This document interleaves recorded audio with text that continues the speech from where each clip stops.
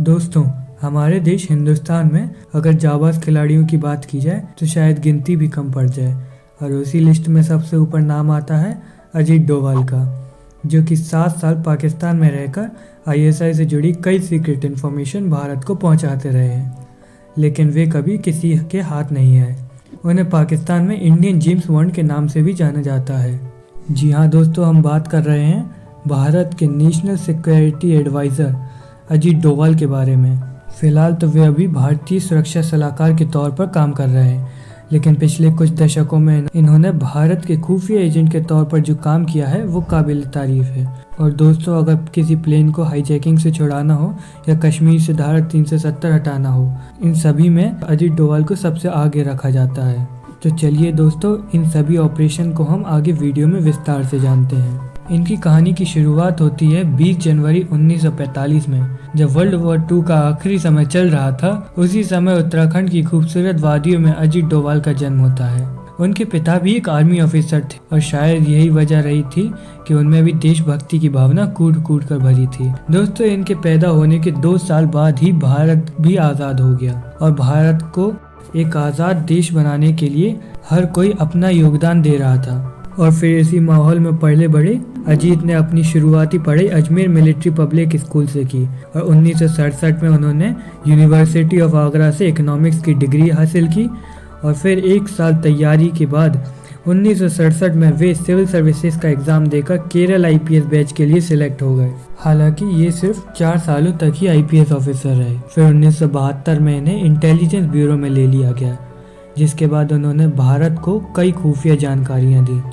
ये 7 सालों तक रॉ एजेंट के तौर पर पाकिस्तान में रहे और आईएसआई से जुड़ी कई सीक्रेट इन्फॉर्मेशन भारत को पहुंचाई है। वहाँ का एक किस्सा अजीत डोभाल के बारे में बहुत मशहूर है। एक बार वो पाकिस्तान की गलियों से भेष बदल कर गुजर रहे थे। तभी एक बूढ़ा व्यक्ति उन्हें रोक कर बोलता है कि तुम एक हिंदू हो, लेकिन अजीत डोभाल अपनी बात रखते हुए बोलते हैं, नहीं, मैं तो एक मुसलमान हूँ। वो बूढ़ा व्यक्ति बोलता है, नहीं, तुम्हारे कान छिदे हुए हैं, तुम एक हिंदू हो। अजीत डोभाल को अपने साथ शांति से अपने घर ले जाता है और बोलता है, अपनी छोटी छोटी चीज़ों पर अच्छे से गौर किया करो, नहीं तो पकड़े जाओगे। और बताता है कि मैं भी एक हिंदू हूँ, पाकिस्तान में मैं कई सालों से रह रहा हूँ। पाकिस्तान में एक दंगे में मेरे पूरे हिंदू परिवार को जला दिया गया, इसलिए मैं भी एक मुस्लिम बनकर पाकिस्तान में रह रहा हूँ। 7 साल रॉ के लिए काम करने के बाद वे वापस आते हैं और दोस्तों 1971 से लेकर 1999 तक 15 प्लेन हाईजैकिंग हुई थी। इनमें से हर हाईजैकिंग में अजीत डोभाल ही थे जो आतंकियों से डील करने के लिए आगे जाते थे। यहाँ तक कि 1999 के कंधार प्लेन हाईजैक में भी 3 लोगों के साथ अजीत डोभाल आतंकियों से डील करने के लिए गए थे। और दोस्तों 1988 में कुछ आतंकियों ने अमृतसर के स्वर्ण मंदिर पर कब्जा कर लिया था। तब आम लोगों को बचाने के लिए ऑपरेशन ब्लैक थंडर चलाया गया, जिसका कमांड भी अजीत डोभाल का ही था। इस ऑपरेशन में अजीत डोभाल एक रिक्शा पुलर बन के गोल्डन टेम्पल के आगे पीछे घूमा करते थे। 10 दिन लगातार ऐसा करते हुए एक मिलिटेंट को उन पर शक हो गया और उनसे पूछा गया तो उन्होंने अपने आप को एक आईएसआई एजेंट बताते हुए उन मिलिटेंट्स की सारी जानकारी लाकर हमारे ब्लैक कैट कमांडोज को दे दी, जिसके बाद ऑपरेशन ब्लैक थंडर सफलतापूर्वक खत्म हुआ। इसके बाद वे जुलाई 2004 से लेकर जनवरी 2005 तक इंटेलिजेंस ब्यूरो के डायरेक्टर रहे और 2005 में उन्होंने रिटायरमेंट ले लिया। लेकिन देशभक्ति की भावना तो उनमें रिटायरमेंट के बाद भी थी। फिर 2009 में वे विवेकानंद इंटरनेशनल फाउंडेशन के फाउंडिंग डायरेक्टर रहे। इस फाउंडेशन में इंडिया के बेस्ट ब्रेन्स आते थे।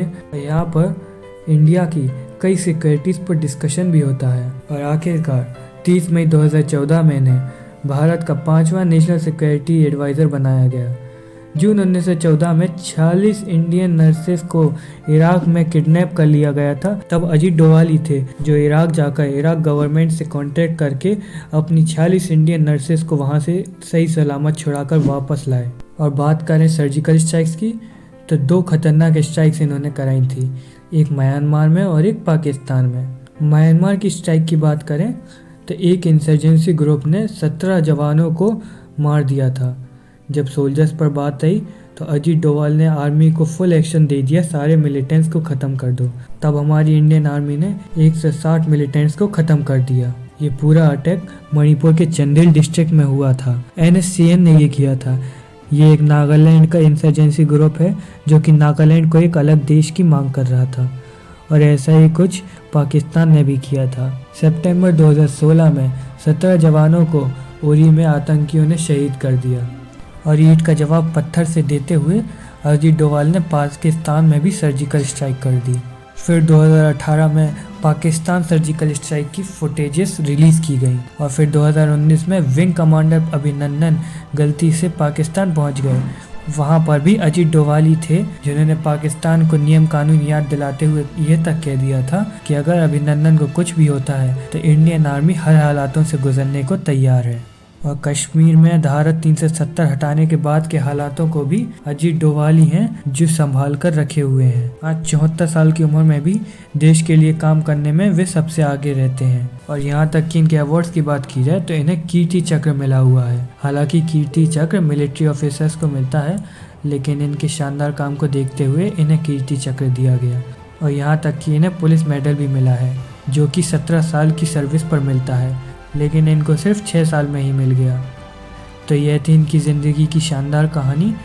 इनके कामों को देखते हुए तो जेम्स बॉन्ड शब्द भी छोटा लगने लगता है।